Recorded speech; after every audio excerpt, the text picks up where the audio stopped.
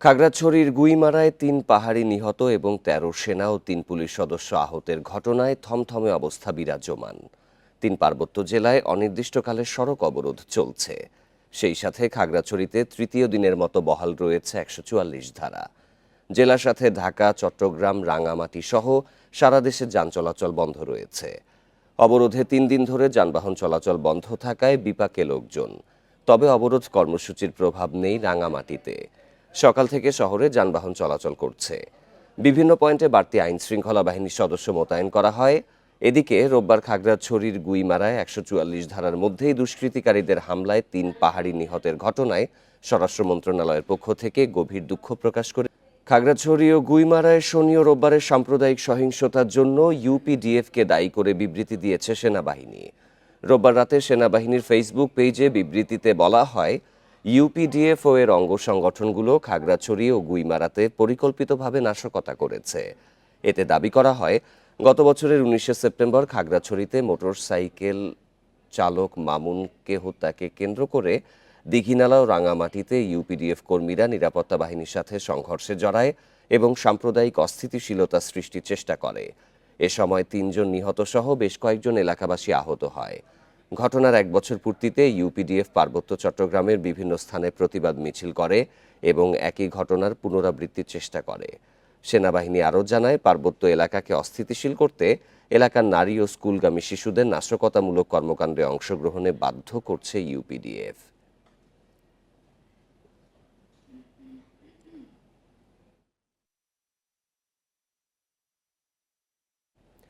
খাগড়াছড়িতে চলমান ধর্ষণ বিরোধী আন্দোলনে তৃতীয় পক্ষের ইন্ধন রয়েছে বলে মন্তব্য করেছেন পার্বত্য চট্টগ্রাম বিষয়ক মন্ত্রণালয়ের উপদেষ্টা সুপ্রদীপ চাকমা। বলেন, আন্দোলনের নামে সহিংসতার মাধ্যমে একটি পক্ষ নির্বাচনকে বাধাগ্রস্ত করতে চাইছে।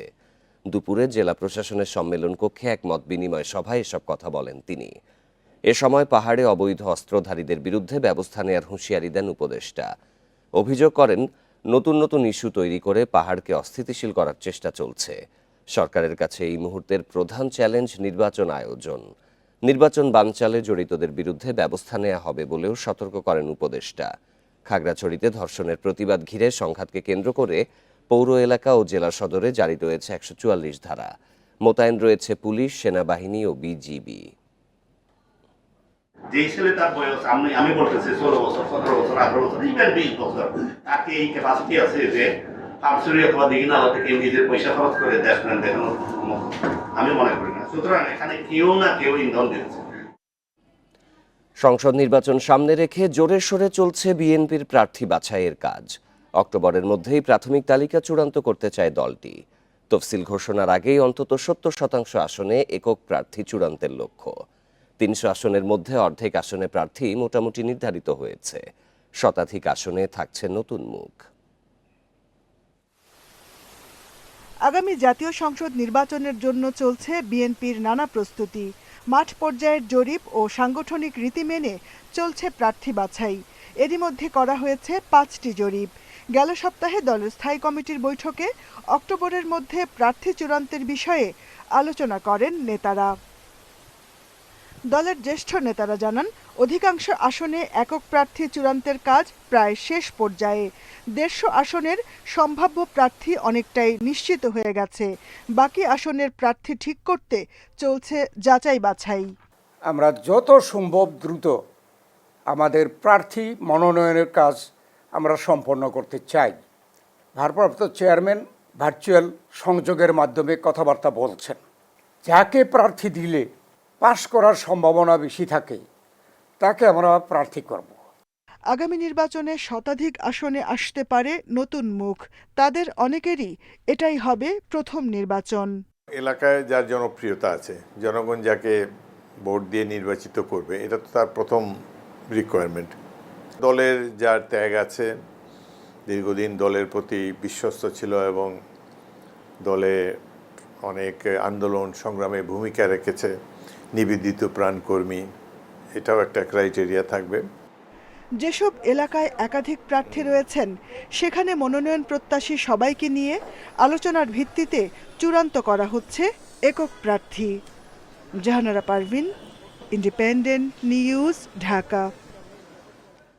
সংবাদের শুরুতেই জানিয়েছিলাম থমথমে পরিস্থিতি বিরাজ করছে খাগড়াছড়িতে, এখনও চলছে ১৪৪ ধারা। বর্তমান পরিস্থিতির খবর জানাতে এবার যোগ দিচ্ছেন সহকর্মী সমীর মল্লিক। সমীর, ১৪৪ ধারা তো এই মুহূর্তে বলবৎ রয়েছে তৃতীয় দিনের মতো, এবং ঢাকা, চট্টগ্রাম, রাঙামাটি সহ সারা দেশের সাথে যান চলাচলও বন্ধ রয়েছে। এলাকার পরিস্থিতি এই মুহূর্তে কেমন দেখা যাচ্ছে?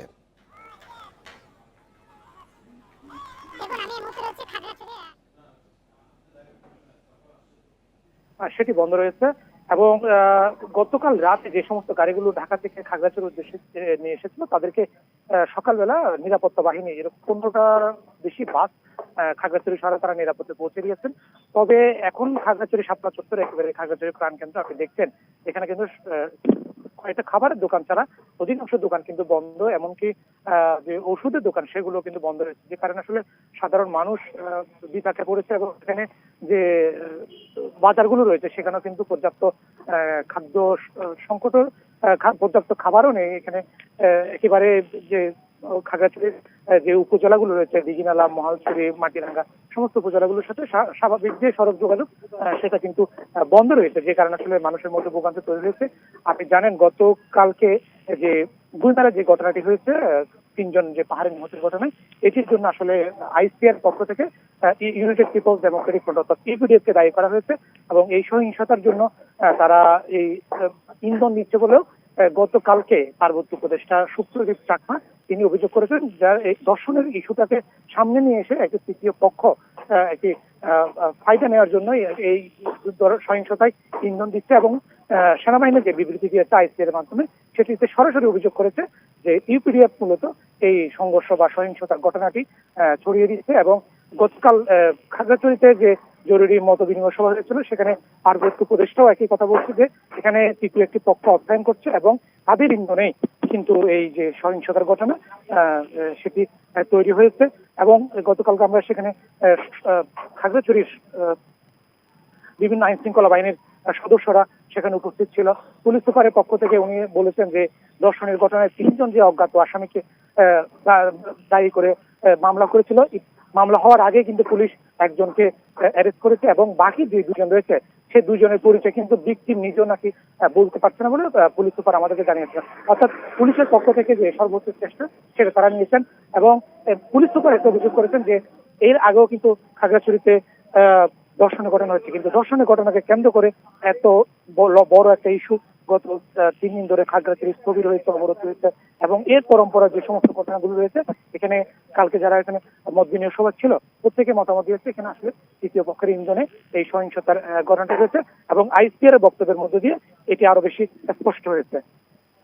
তবে অবরোধকে কেন্দ্র করে এখানে অনেক যে সমস্ত পর্যটকরা শুক্রবার এসেছিল খাগড়াছড়ি, জানেন শনিবার থেকে কিন্তু অবরোধ শুরু হয়েছিল, তারা খাগড়াছড়িতে ইতিমধ্যে আটকা পড়েছে। কিছুক্ষণ আগে আমাদের এখানে বেশ কয়েকজন পর্যটকদের সাথে কথা হয়েছে, তারা আসলে অবরোধের বিষয়টা আগে থেকে না জানার কারণে খাগড়াছড়িতে এসে বিপাকে পড়েছে এবং বিভিন্ন হোটেলগুলোতে তারা আসলে একরকম বন্দী অবস্থা রয়েছে। এবং এখানকার পর্যটকদের পাশাপাশি আপনি জানেন আজকে কিন্তু মহাসপ্তমী অর্থাৎ শারদীয় দুর্গা উৎসব চলছে, কিন্তু উৎসব এখানে অনেকটাই ম্লান হয়ে গেছে, কারণ পূজা মন্দিরগুলোতে যারা সাধারণ পুণ্যার্থী রয়েছে বা সনাতন ধর্মাবলম্বী রয়েছে তারা কিন্তু যাতায়াত করতে পারছে না, অর্থাৎ একটা উপজেলা থেকে অন্য উপজেলায় যে প্রতিমা গিয়ে দেখবে সেই সুযোগটা কিন্তু নেই অবরোধের কারণে। তারা কালকে সেখানে যারা সনাতন ধর্মাবলম্বী এবং পূজা উদযাপন কমিটির পক্ষ থেকে গতকাল রাতে আমরা একটা বিবৃতি দেখেছি, তারা যারা অবরোধ দেখেছে যুব ছাত্র জনতা তাদের কাছে অনুরোধ করেছে যাতে অন্তত পূজা উপলক্ষে এই সড়ক যে অবরোধের যে কর্মসূচি সেটি শিথিল করার জন্য পূজা উদযাপন কমিটির কাছে তারা আহ্বান জানিয়েছে। এই ছিল আসলে খাগড়াছড়ির শাপলা চত্বর থেকে অবরোধ পরিস্থিতি নিয়ে আমার কাছ থেকে সব শেষ। খাগড়াছড়ি থেকে জানাচ্ছিলেন সহকর্মী সমীর মল্লিক। নির্বাচনে পিআর পদ্ধতি জনগণের কাছে গ্রহণযোগ্য নয় বলে মন্তব্য করেছেন বিএনপি স্থায়ী কমিটির সদস্য ডক্টর আব্দুল মঈন খান। রবিবার রাতে নারায়ণগঞ্জ শহরের আমলাপাড়া সার্বজনীন পূজা মণ্ডপ পরিদর্শন শেষে সাংবাদিকদের প্রশ্নের জবাবে তিনি কথা বলেন। এ সময় তিনি আরও বলেন, দেশের মানুষ কোন দলকে ভোট দিয়ে সন্তুষ্ট হতে পারে না, তারা জানতে চায় কাকে ভোট দিচ্ছে, তারা সুনির্দিষ্ট ব্যক্তিকে ভোট দিতে চায়। খাগড়াছড়ির গুইমারায় পাহাড়িয়া কিশোরীকে দলবদ্ধ ধর্ষণের প্রতিবাদে যুগ্ম ছাত্র জনতার অবরোধকে ঘিরে উত্তাল পরিস্থিতি নিয়ে মঈন খান বলেন, পাহাড়ি ও বাঙালিদের মধ্যে কোনো বিভেদ নেই, বিএনপি জনগণের প্রভেদ বিশ্বাস করে না। বাংলাদেশের মানুষ কাকে ভোট দিচ্ছে সেটা জানতে চায়। পিয়ার পদ্ধতিতে ভোটাররা জানবে না কাকে ভোট দিচ্ছে, তারা জানবে শুধু কোন দলকে ভোট দিচ্ছে সেটা জানবে। পাহাড়ি এলাকা, সমতল এলাকা, সমুদ্র তীর এলাকা, আমি বিশ্বাস করি এখানে কোনো মানুষে এই দেশে প্রভেদ থাকতে পারে না। 2 মাস ধরে উপদেষ্টা পদ নিয়ে অনিশ্চয়তায় রয়েছেন বলে মন্তব্য করেছেন তথ্য উপদেষ্টা মাহফুজ আলম। বলেন তার গদি কখন চলে যায় এ নিয়ে সংকটে থাকায় দাপ্তরিক অনেক কাজই করতে পারছেন না তিনি। রাজধানী সিরডাপ মিলনায়তনে এক সংলাপে এই তথ্য উপদেষ্টা এসব কথা বলেন। উপদেষ্টা বলেন, মে মাস থেকে রাজনৈতিক দলগুলো বলা শুরু করলো যে ছাত্র উপদেষ্টাদের পদত্যাগ চান তারা। তথ্য উপদেষ্টা আরও বলেন, 5ই আগস্ট গণ অভ্যুত্থানের পর বিএনপি ও জামায়াত ভাগবাটোয়ারা করে প্রশাসন দখল করেছে। গণমাধ্যম এখনও ব্যবসায়ীদের স্বার্থ রক্ষায় কাজ করছে বলেও মনে করেন তিনি। উপদেষ্টা বলেন, সাংবাদিকতা সুরক্ষা আইনের খসড়া থেকে শুরু করে বিল আকারে পাস হওয়া পর্যন্ত 18টি ধাপ রয়েছে। তিনি আরও 2 মাস আগে প্রক্রিয়া শুরু করার নির্দেশনা দিলেও সেটি এখনও দ্বিতীয় ধাপে রয়েছে। আমি জানি না আমার গদি কখন থাকবে, আমি আজকেও জানি না কালকে নামতে হবে কিনা। তো আমার কাছে 2-3 মাস হয়তো নাই, কিন্তু আমরা শুরু করে দিয়ে যাব, 2-3 মাসের ভিতরে এটা হয়ে যাবে। সাংবাদিকতা সুরক্ষা আইনটা যে কোনো মূল্যে আমরা করব। যে আপনার পরবর্তী সরকারের অপেক্ষায় সবাই, আমলারা পরবর্তী সরকারের অপেক্ষায়, বিজনেসম্যানরা পরবর্তী সরকারের অপেক্ষায়। এই পরিস্থিতিতে আমাদের জন্য কাজটা আমাদের জন্য কঠিন করে ফেলা হয়েছে। নির্বাচন সামনে রেখে মব সহিংসতা ও অরাজকতা শঙ্কায় নির্বাচন কমিশনকে সতর্ক করলেন অংশীজনেরা। রোববার রাজধানীতে ইসি সংলাপে তারা দুর্নীতিবাজ ও অর্থ পাচারকারীদের প্রার্থিতার সুযোগ বন্ধেরও দাবি জানান। এ সময় সুষ্ঠু ভোটের সব ব্যবস্থা নেওয়া হচ্ছে বলে আশ্বস্ত করেন সিইসি। এদিকে বিবিএসের তথ্য প্রশ্নবিদ্ধ মন্তব্য করে নির্বাচন কমিশনার তাহমিদা আহমদ বলেন, দেশের জনসংখ্যা এখন 19 কোটি। আসন্ন সংসদ নির্বাচন সামনে রেখে রোববার প্রথম অংশীজনদের সঙ্গে বসে নির্বাচন কমিশন। দিনব্যাপী সংলাপে মতামত তুলে ধরেন শিক্ষাবিদ ও সুশীল সমাজের প্রতিনিধিরা। একটা বড় মনস্তাত্ত্বিক পরিবর্তন। বক্তারা বলেন, 15 বছরের দুঃশাসন শেষে ভিন্ন পরিস্থিতিতে ভোটের আয়োজন করতে যাচ্ছে ইসি। নির্বাচনী পরিবেশ স্থিতিশীল রাখতে প্রতীক কিংবা পেয়ার পদ্ধতি নিয়ে বিতর্ক তৈরি না করার জন্য দলগুলোর প্রতি আহ্বান তাদের। নির্বাচন তো হবে প্রায় 40-42 হাজার সেন্টারের উপরে, তো কাজে সেখানে তারা যারা থাকবে তারা যেন সিদ্ধান্ত নিতে পারে এবং তারা জানে যে they have their your back, আপনাদের ব্যাকিং তাদের পেছনে আছে। একজন কৃষক, শ্রমিক, মেহনতি মানুষকে যদি জিজ্ঞেস করেন পিআর সিস্টেমে ইলেকশন হবে, আপনি কি জানেন? সে বলবে যে না, আমি জানি না। এর জন্য যে অ্যাওয়ারনেস বিল্ড আপ করা দরকার। যদি সত্যি মেরুদণ্ড থাকে তাহলে কেবল আপনি স্বাধীন হতে পারবেন। আর এই স্বাধীন যদি আপনি হতে পারবেন, তাহলে জাতিকে একটা সুখী, একটা আনন্দময় নির্বাচন আপনারা তো উপহার দিতে পারবেন। চ্যালেঞ্জ কিন্তু ভয়ঙ্কর অবস্থা। রাজনৈতিক শিষ্টাচারের বিষয়টি আচরণবিধিতে অন্তর্ভুক্ত করার পরামর্শ দেন বক্তারা। গণমাধ্যম কর্মীদের নির্বিঘ্নে কাজের পরিবেশ নিশ্চিতের জানান অনুরোধ। সিসিটিভি বলেন আর সাংবাদিক বলেন, যত চোখ আপনার আশেপাশে রাখা যায়, এটা আপনাকে ধরে নিতে হবে যে এই ব্যাপারটি চ্যালেঞ্জ হবে। তারপরে আমাদের ফ্লো অফ ইনফরমেশন লিমিট করার কোনো সুযোগ নেই, আমরা সেটা করবও না। আমরা এই কমিশন এটা সিদ্ধান্ত নিয়ে ফেলেছি। আমরা ভালো ইনফরমেশন দিয়ে খারাপ ইনফরমেশনকে ফাইট করতে হবে, আর পাশাপাশি পারপেট্রেটরদেরকে, যাদের মোর দেন 50% আর নট ট্রেসেবল। এ সময় ভোটের সুষ্ঠু পরিবেশের জন্য সুশীল সমাজের ভূমিকা গুরুত্বপূর্ণ বলে মন্তব্য করেন প্রধান নির্বাচন কমিশনার এএমএম নাসির উদ্দিন। একটা সুষ্ঠু, সুন্দর, বিশ্বাসযোগ্য নির্বাচন দিতে প্রতিশ্রুতিবদ্ধ আমাদের মাননীয় প্রধান উপদেষ্টা এই কথা বলে যাচ্ছে। আপনাদের মেধা মন্ত্রের দিকে যে উৎসাহিত যে পরামর্শ, মতামত উঠে আসবে ইনশাল্লাহ। আমরা মনে করি এটা আমাদেরকে অত্যন্ত, আমাদের কাজকর্মে অত্যন্ত গুরুত্বপূর্ণ ভূমিকা রাখবে। অক্টোবরে রাজনৈতিক দল, নির্বাচন বিশেষজ্ঞ, পর্যবেক্ষক, নারী নেত্রী, জুলাই যোদ্ধা, সাংবাদিক সহ অংশীজনদের সঙ্গে সংলাপে বসবে ইসি। সুলতানা জাহান মিতু, ইন্ডিপেন্ডেন্ট নিউজ, ঢাকা। ডিসেম্বরে অমর 21শে বইমেলার সিদ্ধান্ত স্থগিত করেছে বাংলা একাডেমি। রোববার রাতে এক বিজ্ঞপ্তিতে এই তথ্য জানায় তারা। মেলার নতুন তারিখ পরে জানানো হবে বলেও জানায় প্রতিষ্ঠানটি।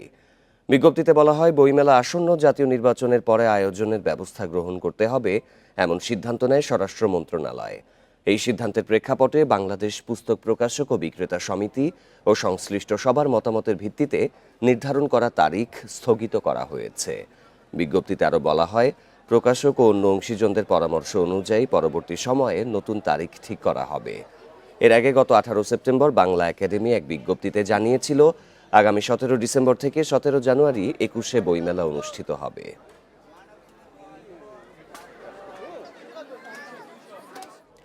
রাজধানীর মোহাম্মদপুরের একটি ক্লিনিক মালিকের কাছে সমন্বয়ক পরিচয়ে চাঁদা দাবির অভিযোগে 5 জনকে আটক করেছে সেনাবাহিনী। রোববার রাতে তাদেরকে বছিলা আবাসিক এলাকা থেকে আটকের পর মোহাম্মদপুর থানা পুলিশের হাতে সোপর্দ করা হয়। এই ঘটনায় চাঁদাবাজির মামলা করেছে হাসপাতাল কর্তৃপক্ষ। চাঁদাবাজির অভিযোগ পেয়ে রোববার রাত 9:30টার দিকে হাজারীবাগ থানাধীন বছিলা ওয়েস্ট ধানমন্ডি আবাসিক এলাকায় অভিযান চালায় সেনাবাহিনী। ঘটনাস্থল থেকে 4 তরুণকে আটকের পর মোহাম্মদপুর থানায় সোপর্দ করা হয়। মৃত্যু বাচ্চায় পেটে মারা গেছে। মালিক পক্ষ জানায়, গত 20 সেপ্টেম্বর তাদের হাসপাতালে এক নারী মৃত বাচ্চা প্রসব করেন। বাচ্চার মৃত্যুর ঘটনায় সাইফুল ইসলাম রাব্বি, আবু সুফিয়ান, আব্দুর রহমান মানিক, হাবিবুর রহমান ফরহাদ ও শাহিন হোসেন নামের 5 তরুণ 3 লক্ষ টাকা চাঁদা দাবি করে। টাকা দিতে অস্বীকৃতি জানানোয় তারা হাসপাতালে ভাঙচুর চালিয়ে প্রায় 1.5 লক্ষ টাকা ক্ষতিসাধন করে। এরপর তাদেরকে 1,20,000 টাকা দেয়া হয়। পরবর্তীতে ওয়েস্ট ধানমন্ডি বছিলা আবাসিকে ডেকে নিয়ে আরও 1 লক্ষ টাকা নেওয়া হয়। এরপর সেনাবাহিনীকে বিষয়টি জানায় ক্লিনিক মালিক। 1,20,000 টাকা রাখছি, দিয়ে দিছি যে বাবা এই এখন তো মেডিকেলটা বন্ধ আছে, একটু কাজকর্ম করার পরে ওখানে দিয়ে দিছি। আর বাকিটা আমি কই এত আর আমি তো দিতে পারবো না, দেখি আমি চেষ্টা করি আর 50,000 টাকা আমি কালকে দিতে পারি কিনা, এই কথা বইলা আমি চলে আসছি। এই ঘটনায় 5 জনের নামে মোহাম্মদপুর থানায় মামলা করেছে ক্লিনিকের স্বত্বাধিকারী আফরোজা শিল্পী। থানা সূত্রে জানা যায়, অভিযুক্ত রাব্বি আরেকটি চাঁদাবাজির মামলার আসামি। মামলাটি তদন্ত করছে পুলিশ। মেহেদী হাসান, ইন্ডিপেন্ডেন্ট নিউজ, ঢাকা।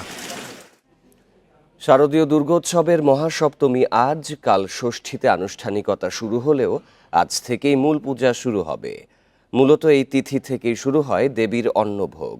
জাগ্রত হবে দেবী দুর্গা। হিন্দু ধর্মানুসারীদের মতে দেবী দুর্গা 10 হাতে দমন করবেন সব অমঙ্গল আর অশুভকে। সকাল 9:58 মধ্যেই দুর্গা দেবীর নবপত্রিকা প্রবেশ, স্থাপন, কল্পারম্ভ আর বিহিত পূজার মাধ্যমে চলবে মহামায়াকে জাগিয়ে তোলার কাজ। মন্ত্র, ধূপ, আরতির মাধ্যমে চলবে দেবীর বন্দনা। দেবী এবার আসছেন গজ অর্থাৎ হাতিতে চড়ে। হিন্দু শাস্ত্র মতে এর অর্থ মর্তলোক ভরে উঠবে সুখ, শান্তি আর সমৃদ্ধিতে। দুর্গা যাবেন দোলায় চড়ে। দেবী দুর্গা দোলায় বা পালকিতে করে আসা বা যাওয়ার অর্থ পৃথিবীতে মহামারী বা মড়ক, ভূমিকম্প, খরা, যুদ্ধ, অতি মৃত্যুর শঙ্কা।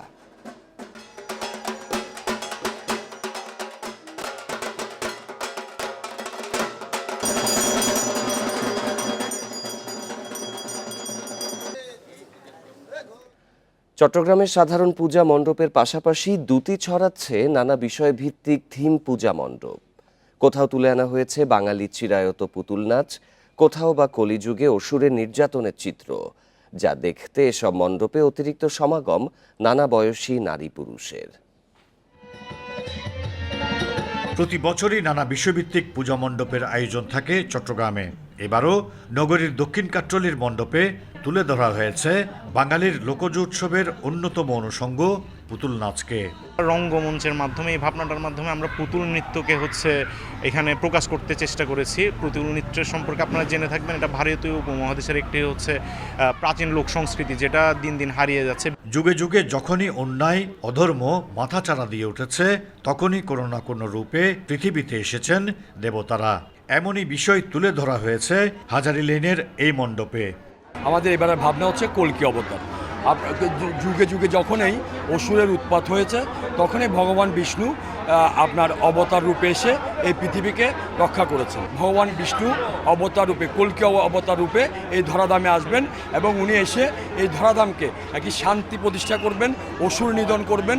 গতানুগতিক ধারার বাইরে এসব ব্যতিক্রমী পূজা আয়োজনে মুগ্ধ দর্শনার্থীরাও। সব মানুষের মনস্কামনা পূর্ণ করুক এবং হিন্দু, মুসলিম, বৌদ্ধ, খ্রিস্টান সবাই মিলে যাতে আমরা সুন্দরভাবে বাংলাদেশে বাস করতে পারি। ঠাকুরের যেভাবে নিচ্ছে সেভাবে আমরা হয়তো ভাবতেছি আমরা সবাই ইন্ডিপেন্ডেন্ট, কিন্তু যা হচ্ছে তা সব ঠাকুরের ইচ্ছাই হচ্ছে। আর্মি থেকে, কোতোয়ালি পুলিশ স্টেশন থেকে, ডিবি থেকে এবং আমাদের স্থানীয় বিট থেকে আমাদের প্রতিনিয়ত খবর নিচ্ছেন। রোববার মহাষষ্ঠীর মাধ্যমে 287টি মণ্ডপে শুরু হয়েছে শারদীয় দুর্গোৎসব।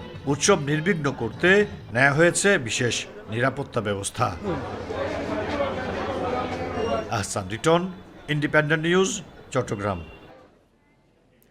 মহাসপ্তমী পূজার আয়োজন নিয়ে আরও জানাতে রাজশাহী ও সিরাজগঞ্জ থেকে যোগ দেবেন সহকর্মীরা। শুরুতেই যাব রাজশাহীতে, সেখানে আছেন সহকর্মী মুস্তাফিজুর রহমান। মুস্তাফিজ, সকাল 9:58-তে তো দেবীর নবপত্রিকা প্রবেশ, কল্পারম্ভ আর বিহিত পূজার মাধ্যমে মহামায়াকে জাগিয়ে তোলার কাজ করার কথা রয়েছে। তো সেই আনুষ্ঠানিকতা হয়েছে কিনা, আপনি যে মণ্ডপে রয়েছেন সেখানকার কি অবস্থা?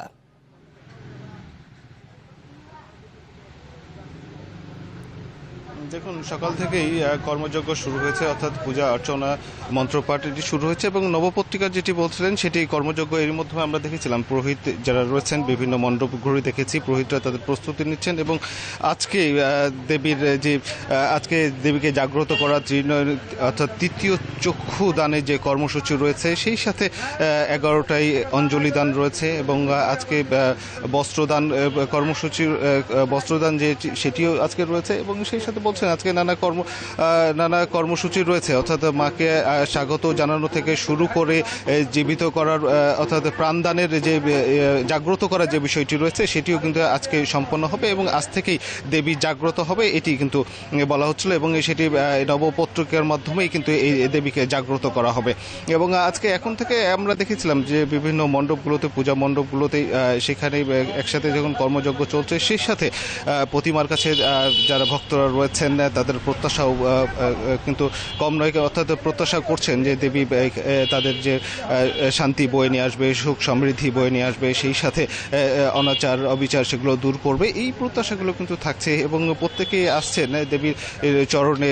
তারা এখানে তাদের যে প্রত্যাশা সেটি ব্যক্ত করছেন এবং দেবীর কাছে তাদের যে মনোকামনা সেটি তারা ব্যক্ত করছেন এবং প্রত্যাশা করছেন। সেই সাথে তারা একটি কথা বারবার উল্লেখ করছেন, যারা ভক্তরা রয়েছেন তারা বলছিলেন যে জগৎ থেকে যেন সকল প্রকার মহামায়া দূর হয়ে যায়, অন্ধকার দূর হয়ে যায়, অর্থাৎ শান্তি যেন প্রতিষ্ঠিত হয়, এটি কিন্তু প্রত্যেকের প্রত্যাশা।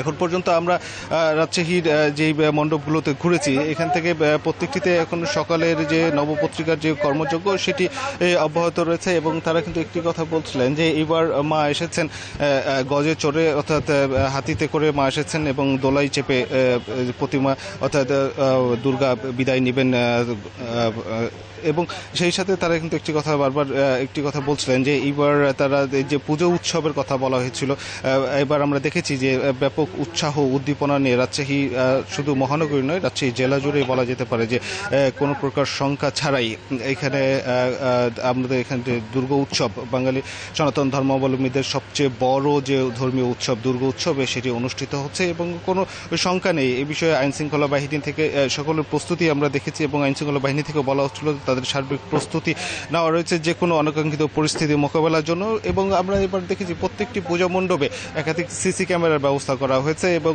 তারা বলছিলেন যে বাড়তি নিরাপত্তার খাতিরে এই সিসি ক্যামেরাগুলো স্থাপন করা হয়েছে এবং এখানে যারা সনাতন ধর্মাবলম্বী রয়েছেন পুরোহিত থেকে শুরু করে এর সাথে সংশ্লিষ্ট প্রত্যেকে বলছিলেন যে কোনো শঙ্কা নয়, উৎসবের মধ্য দিয়েই কিন্তু উৎসবের যে আমেজটি সেটি গতকাল থেকে অর্থাৎ মহাষষ্ঠী থেকেই যখন দেবীকে প্রতিষ্ঠিত করা হয়, অর্থাৎ দেবীকে যখন গতকালকে মহাষষ্ঠীর মাধ্যমে দেবী বোধন যখন শুরু হয় তারপর থেকেই কিন্তু যে উৎসবের আমেজ সেটি আমরা দেখেছি।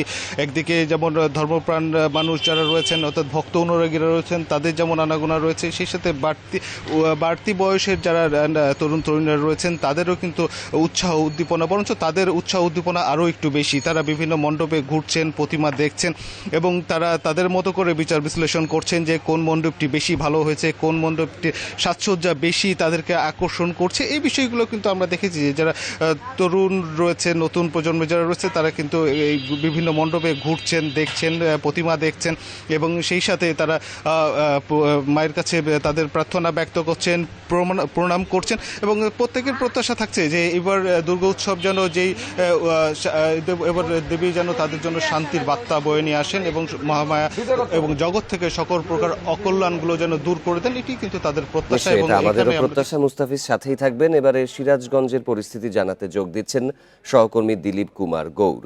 দিলীপ, যেমনটি বলা হচ্ছিল যে ওই যে দেবীর নবপত্রিকায় প্রবেশ 9:58 মধ্যে হবে, তো সেই আনুষ্ঠানিকতার এখন কোন পর্যায়ে রয়েছে, আর পূজা মণ্ডপে সার্বিক নিরাপত্তা ব্যবস্থা নিয়ে যারা সনাতন ধর্মাবলম্বী রয়েছেন তারা কি বলছেন?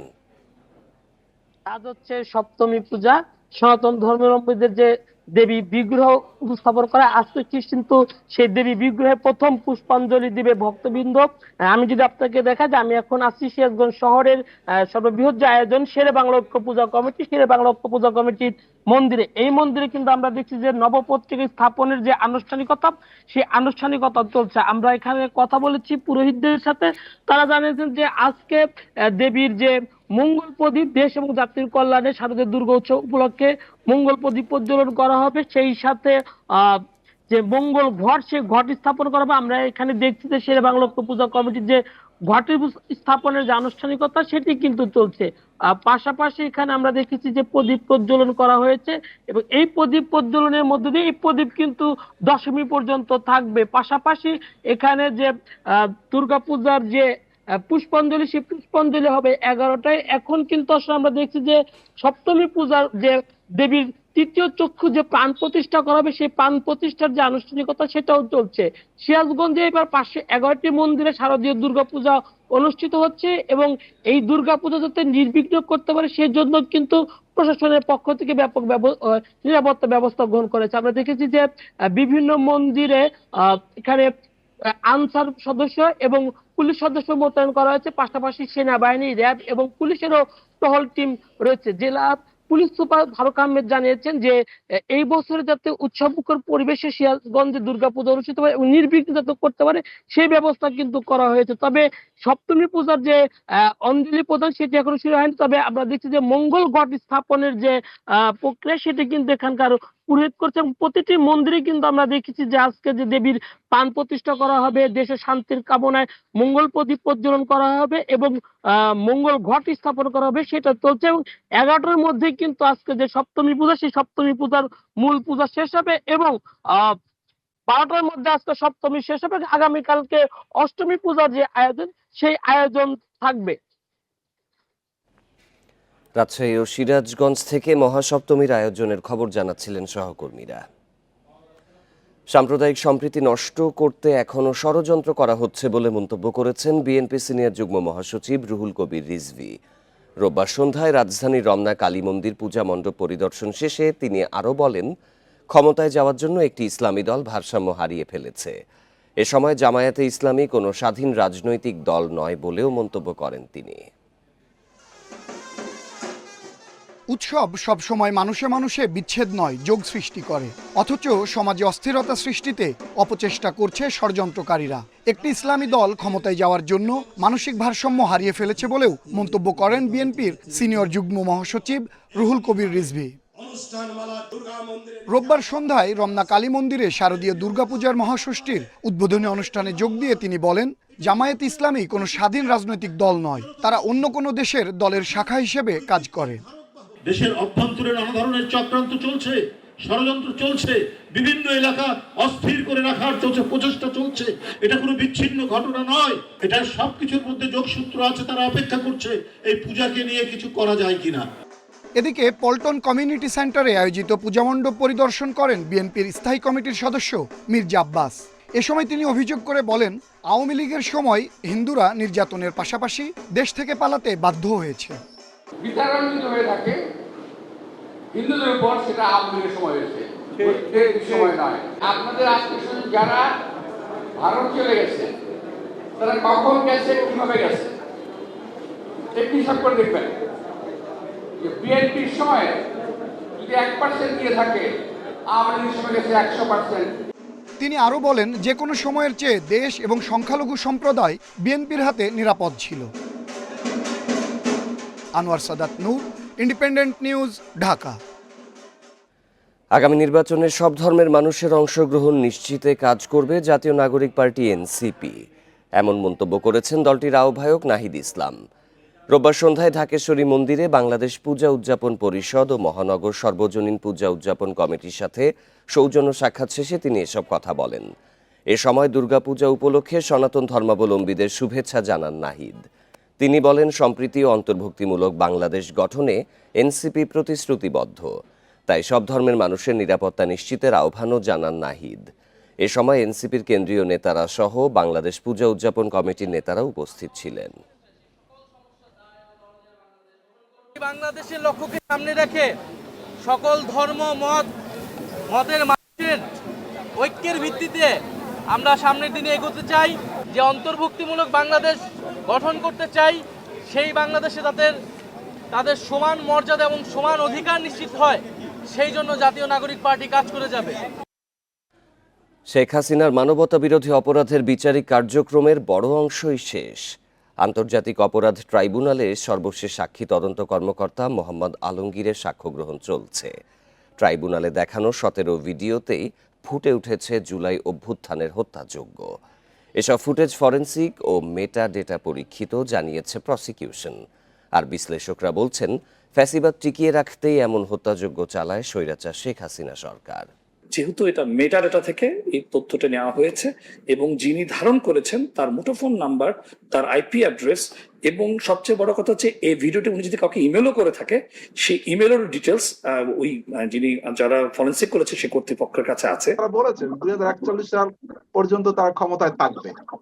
তো কাজেই তারা যখন দেখেছে যে না ছাত্র জনতা তারা ঐক্যবদ্ধ হয়েছে, তারা রাস্তায় নেমেছে, অতএব স্বাভাবিকভাবেই ওই ফ্যাসিবাদের যে নীতি, সেই নীতির আলোকেই তারা তাদের রোল প্লে করছে। ডেঙ্গু আক্রান্ত হয়ে রোববার আরও 4 জনের মৃত্যু হয়েছে।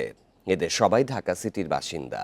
এদিকে চলতি বছর একদিনে রেকর্ড 845 জন নতুন রোগী হাসপাতালে ভর্তি হয়েছেন। স্বাস্থ্য অধিদপ্তরের প্রেস বিজ্ঞপ্তিতে এসব তথ্য জানানো হয়েছে। চলতি বছর ডেঙ্গুতে মারা গেলেন 192 জন। এছাড়া গত 24 ঘন্টায় আক্রান্তদের নিয়ে সেপ্টেম্বর মাসে এ পর্যন্ত ভর্তি রোগীর সংখ্যা বেড়ে হয়েছে 14,575 জন। এক মাসে হাসপাতালে ভর্তি রোগীর এই সংখ্যা এবছরের সর্বোচ্চ। স্বাস্থ্য অধিদপ্তরের তথ্য অনুযায়ী গত 24 ঘন্টায় ভর্তি নতুন রোগীদের মধ্যে 214 জন ঢাকার 2 সিটি কর্পোরেশন এলাকা। দেশে মোট জনসংখ্যার প্রায় 10% হৃদরোগে আক্রান্ত, আর প্রতি 5টি অকাল মৃত্যুর একটি কারণ হচ্ছে হৃদরোগ। শুধু চিকিৎসা নয়, হৃদরোগ প্রতিরোধে সচেতনতা বাড়ানোর পাশাপাশি প্রতিরোধমূলক ব্যবস্থা গ্রহণের পরামর্শ দিচ্ছেন বিশেষজ্ঞরা। আর চিকিৎসকরা বলছেন, স্বাস্থ্যকর জীবনযাপন, নিয়মিত ব্যায়াম ও উচ্চ রক্তচাপ নিয়ন্ত্রণে রাখলে হৃদরোগের ঝুঁকি 80% পর্যন্ত কমানো সম্ভব। ডন্ট মিস এ বিট প্রতিপাদ্যে সারা দেশে পালিত হচ্ছে বিশ্ব হার্ট দিবস। গবেষণা বলছে দেশে বছরে হৃদরোগে মারা যায় প্রায় 3.25 লাখ মানুষ।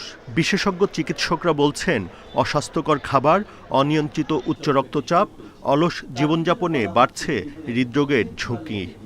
খাবারের মাত্রা এবং গুণাবলী অনেক চেঞ্জ হয়ে গেছে, কি খাচ্ছি সেটা, তার সাথে চেঞ্জ হয়ে গেছে আমাদের হাঁটা চলা অভ্যাসটা।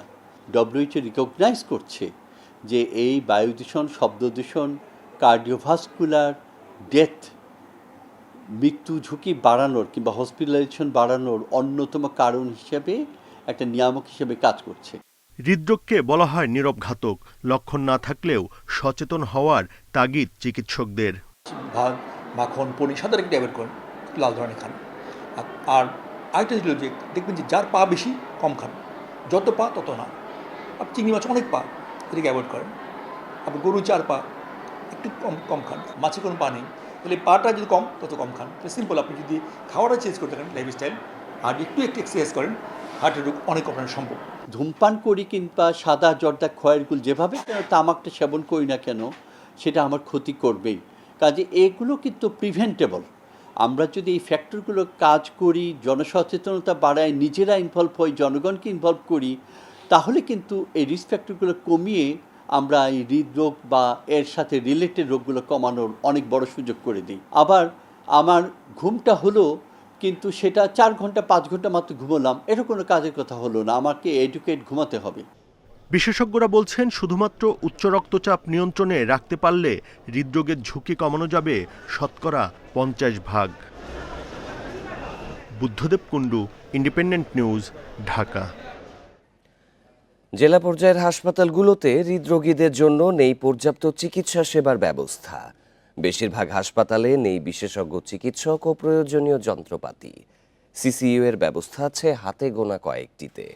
হৃদরোগে আক্রান্ত হলে প্রাথমিক চিকিৎসা দিয়ে পাঠানো হয় ঢাকা সহ বিশেষায়িত বড় হাসপাতালে।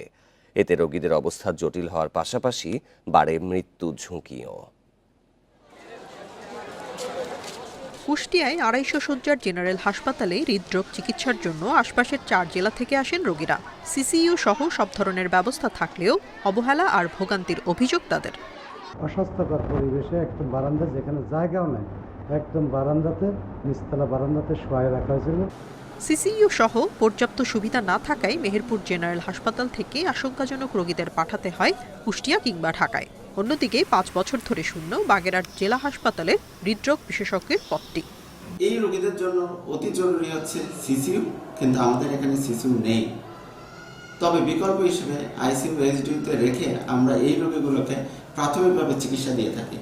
কুড়িগ্রাম সদর হাসপাতালে প্রতিদিন সেবা নেন হৃদরোগে আক্রান্ত ১০ থেকে ১২ জন, কিন্তু পর্যাপ্ত ওষুধ নেই হাসপাতালে। যন্ত্রপাতি অকেজো হওয়ায় পরীক্ষা নিরীক্ষার জন্য ছুটতে হয় বাইরে। পঞ্চগড় ও ঠাকুরগাঁওয়ে সরকারি হাসপাতালে নেই হৃদরোগ বিশেষজ্ঞ। ইন্ডিশন জায়গাতে না কিছু পাইতেছে, কিছু আমরা বাইরের থেকে কিনে আনে চিকিৎসা করতেছি। আমাদের এখানে ক্যাথ ল্যাব নেই, কিছু কিছু রোগীর প্রাথমিক ট্রিটমেন্ট দেওয়ার পরে তাদেরকে একটা হায়ার সেন্টারে পাঠাইতে হয়, যেখানে সিসিইউ এবং ক্যাথ ল্যাব ফ্যাসিলিটি অ্যাভেলেবেল আছে। নোয়াখালী জেনারেল হাসপাতালে কার্ডিওলজি বিভাগে ১৫ শয্যার বিপরীতে ভর্তি রোগী ২০ থেকে ২৫ জন। জনবল আর শয্যা সংকটে ধুঁকছে চাঁদপুর জেনারেল হাসপাতালের কার্ডিওলজি বিভাগ। যে পরীক্ষাগুলি দেয় আমাদেরকে, এই পরীক্ষা নিরীক্ষা যদি আমরা এখানে পাইতাম তাহলে আমাদের অনেক সেভ হতো। ডাক্তাররা কইছে যে আপনি যেতে চলে যান, ঢাকা চলে যান, আপনার এখানে কোনো কাজ হবে না। টাঙ্গাইল মেডিকেল কলেজ হাসপাতালে ১০ শয্যার সিসিইউ ইউনিট থাকলেও নেই প্রয়োজনীয় সরঞ্জাম। মেশিনারি আছে, কিন্তু সেগুলি আমরা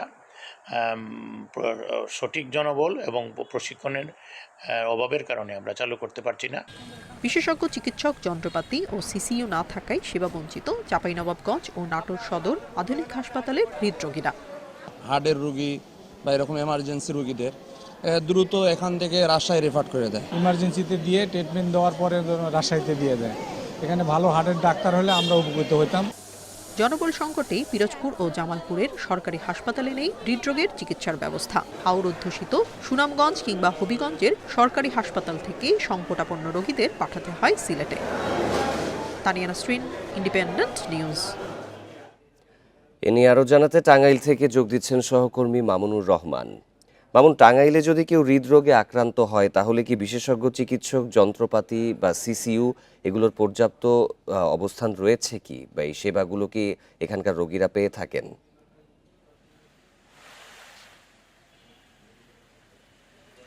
পর্যাপ্ত সেবা টাঙ্গাইলে মানুষ পাচ্ছে না। আমি এখন যে জায়গাটা দাঁড়িয়ে আছি এটা হচ্ছে টাঙ্গাইল মেডিকেল কলেজ হাসপাতাল। এখানে একটি আইসিইউটি একদমই বন্ধ রয়েছে, সিসিইউটি চালু রয়েছে, কিন্তু চালু থাকলে কি হবে? এখানে যেসব পরীক্ষা নিরীক্ষা কিন্তু চালু থাকলে কি হবে? এখানে যেসব পরীক্ষা নিরীক্ষা করা দরকার একটা সিভিয়ার হার্ট অ্যাটাক পেশেন্টের ক্ষেত্রে সেসব ফ্যাসিলিটিস এখানে নাই, যে কারণে প্রতিনিয়তই এখান থেকে রোগীদেরকে ঢাকায় সহ দেশের বিভিন্ন জায়গায় রেফার করা হয় সঠিক চিকিৎসা, ভালো চিকিৎসা করার জন্য। আর এখন যে জায়গাটাতে আছে এখানটাতে ম্যাসিভ কার্ডিয়াক হার্ট অ্যাটাক হলে 12 ঘন্টা যে অবজারভেশনে রাখতে হয় কিছু চিকিৎসাপাতি দিয়ে, শুধু সেই চিকিৎসাগুলি চলছে, যে কারণে যাদের ম্যাসিভ আকারে হার্ট অ্যাটাক হচ্ছে বা জটিল আকার হৃদরোগ হচ্ছে তাদেরকে এখানে কোনো চিকিৎসাই চলছে না, প্রাথমিক চিকিৎসা দিয়ে তাদেরকে ছেড়ে দেওয়া হচ্ছে। এতে হয়েছে কি 42 লাখ লোকের জনবসতিপূর্ণ এই জেলা, এই জেলায় মানুষ কিন্তু চরম ভোগান্তিতে রয়েছে। আর একটা জিনিস যেটা আমরা দেখলাম যে অধিকাংশ ক্ষেত্রেই রোগীর অবস্থা একটু জটিল হলেই রোগীর স্বজনেরাও যেরকম ভালো চিকিৎসার জন্য রাজধানীতে নিয়ে যেতে চায়, এবং চিকিৎসকরাও এবং চিকিৎসকের সাথে যারা জড়িত রয়েছে তারাও কিন্তু রোগীদেরকে অনেক ক্ষেত্রে উদ্বুদ্ধ করে উন্নত চিকিৎসার জন্য রাজধানীতে যেতে। এতে নিম্ন আয়ের মানুষজন যারা রয়েছে তারা যেতে পারে না, অনেক ক্ষেত্রেই মাঝপথে এই দুর্ঘটনা ঘটে। গত 3 দিন আগে এই হাসপাতালে সবুজ নামে 35 বছরের এক যুবক টাঙ্গাইল সদর উপজেলার, তিনি হৃদরোগে আক্রান্ত হয়ে ভর্তি হয়েছিলেন এবং এখানে তাকে মাত্র 2 ঘন্টা চিকিৎসা দেওয়া হয়েছে, একটি ইনজেকশন এবং প্রয়োজনীয় কিছু চিকিৎসা দেওয়ার পরে তাকে কিন্তু ঢাকায় রেফার করা হয়েছে। রোগীর স্বজনদের সাথে আমরা কথা বলার চেষ্টা করেছি, কিন্তু স্বজনদের সাথে আর যোগাযোগ করতে পারিনি, যে কারণে রোগীটার অবস্থা কী হয়েছে তা আমরা জানতে পারিনি। অর্থাৎ বলা যাচ্ছে যে এখানে একটি সিসিইউ ইউনিট থাকলেও পূর্ণাঙ্গ এই সুযোগ সুবিধা কর্তৃপক্ষ আসলে বৃদ্ধিতে উদ্যোগ নেয়, এটাই প্রত্যাশা। টাঙ্গাইল থেকে জানাচ্ছিলেন সহকর্মী। শারদীয় দুর্গোৎসবের আজ মহাসপ্তমী। সপ্তমীর আরও খবর জানবো। এবার ঢাকেশ্বরী মন্দিরে আছেন আমাদের সহকর্মী মাহফুজার রহমান মিলন। সকাল 9টা 58 আগে তো নব পত্রিকা প্রকাশের কথা রয়েছে, সেই আয়োজনের এখন কি অবস্থা, আর এখানকার ব্যবস্থাপনা নিয়ে যারা সনাতন ধর্মাবলম্বীরা রয়েছেন, নিরাপত্তা ব্যবস্থা নিয়ে তারা কি বলছেন?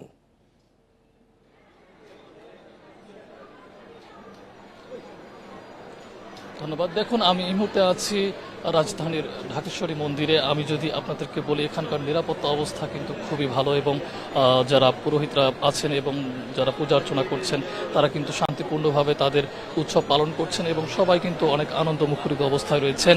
আমি যদি আপনাকে আজকের পূজার বিভিন্ন কর্মকাণ্ডগুলোর কথাগুলো বলি, দেখুন আজ কিন্তু শারদীয় দুর্গোৎসবের মহাসপ্তমী শুরু হয়েছে।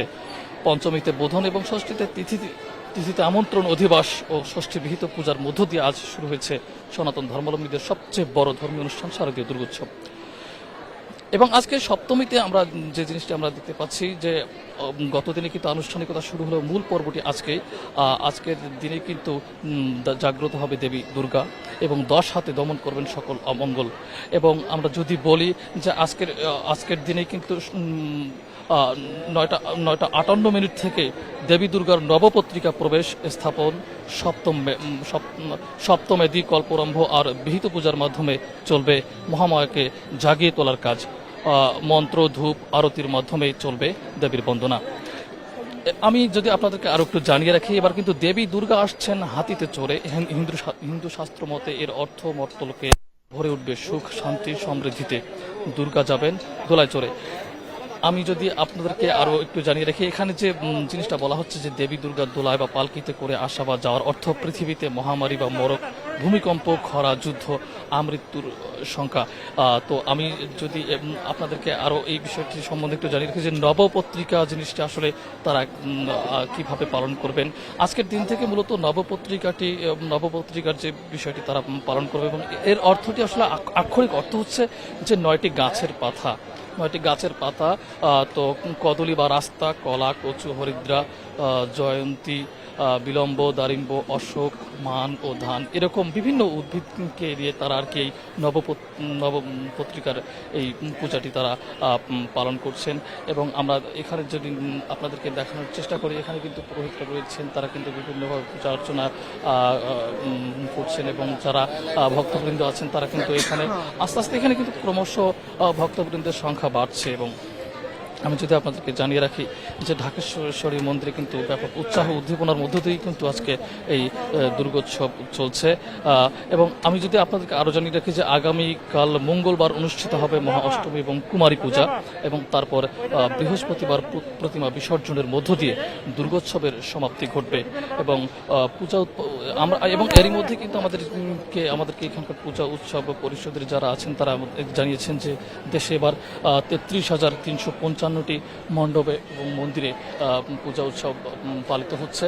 তো এই ছিল আমার কাছে ঢাকেশ্বরী মন্দির থেকে সবশেষ নিরাপত্তা ব্যবস্থা এবং দুর্গোৎসবের পরিস্থিতি।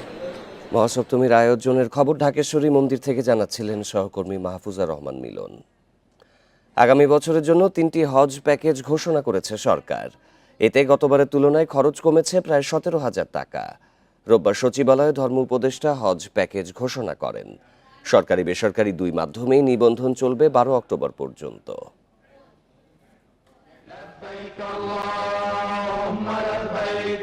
আগামী বছর পবিত্র হজ অনুষ্ঠিত হতে পারে মে মাসের শেষ সপ্তাহে। এ বছরের মতো আগামী বছরও বাংলাদেশ থেকে হজে যেতে পারবেন সম্ভাব্য 1,27,198 জন মুসল্লি। ধর্ম উপদেষ্টা জানান, 3টি হজ প্যাকেজ চূড়ান্ত করেছে সরকার। প্রথম প্যাকেজে 6,90,597 টাকা, দ্বিতীয় 5,58,881 টাকা ও তৃতীয় 4,67,000 টাকা নির্ধারণ করা হয়েছে। প্যাকেজ 3 আজিজি আমরা নিচ্ছি, ওখানে পাকিস্তান, ভারত, ইন্দোনেশিয়া, থাইল্যান্ডের হাজিরা থাকেন, বছরের বছর থাকেন। আমরা ওখানে গাড়ির ব্যবস্থা করব, ট্রান্সপোর্টের, তারা 5 সপ্তাহ নামাজ হারাম শরীফে এসে পড়তে পারবেন। এখানে রেট কম, 4,67,000। ফলে আমার দেশে অনেক যারা কম রেটে করতে চান তার জন্য এটা সুযোগ আমরা করে দিয়েছি। বেসরকারিভাবে সাধারণ হজ প্যাকেজের মূল্য 5,09,185 টাকা। এজেন্সির মাধ্যমে যাওয়া হজ যাত্রীরা চুক্তিমতো সেবা না পেলে বিধি মোতাবেক ব্যবস্থা নেওয়া হবে। সরকার কর্তৃক অনুমোদিত এই প্যাকেজটি গ্রহণ করে এজেন্সির সময় অতিরিক্ত 2টি প্যাকেজ ঘোষণা করতে পারবে এবং ওনারা যদি 5 স্টার হোটেল রাখতে চান বা ভালো আছে আমাদের কোনো আপত্তি নেই। তারা হাজিদেরকে যদি ক্লক টাওয়ারে রাখতে চান এটি প্যাকেজ তারা ঘোষণা করতে পারবেন। একেবারে খাবার ছত্তরেই করবেন, 5 স্টার হোটেল রাখবেন, নেমেই খাবার শরীরে ঢুকবেন ক্লক টাওয়ার, তাহলে তো একটু বেশি হবেই। এই সুযোগ আমরা ওনাদেরকে দিয়েছি। আগামী বছর 70 ঊর্ধ্ব কেউ হজে যেতে চাইলে সাথে নিতে হবে 50 বছরের কম বয়সী একজনকে। এছাড়াও লাগবে চিকিৎসা সনদ। 8 ফেব্রুয়ারি থেকে হজ ভিসা ও ফ্লাইট শুরু হবে 18 April. Hasif Mahmud Shah, independent news, Dhaka. এই ছিল বিরতিহীন সংবাদে। সব খবরের বিস্তারিত জানতে চোখ রাখুন ফেসবুক, ইউটিউব এবং এক্সে। আমন্ত্রণ পরের আয়োজনে।